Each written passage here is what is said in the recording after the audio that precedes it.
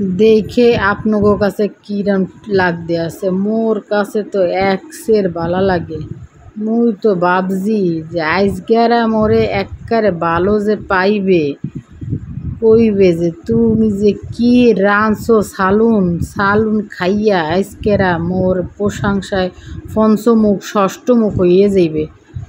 মুই তো একবারে গর্ববোধ করতে আছি।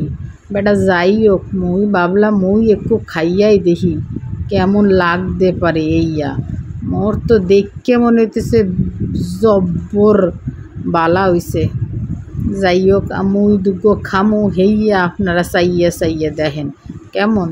যদি মন চায় খাইতে তাহলে মোরে জানাইয়েন, মুই কিন্তু আপনাদের লইগ্যা কিছু পার্সেল কইরা ফাটাই দিমু। মানে এই যে লেবু দিয়ে সাদা গরম ভাত দিয়ে আর এই যে সজনের ডাল দিয়ে খাইতে যে মজা, বেডা কি কমু, একসের মজা আর মজা।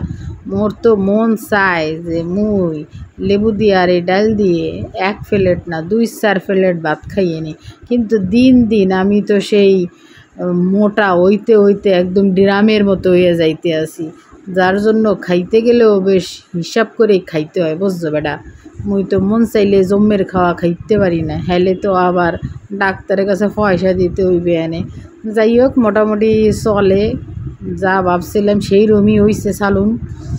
তো আমি খাই আর আপনারা এইবার দেখতে থাকেন কেমনে কেমনে আসলে খায়।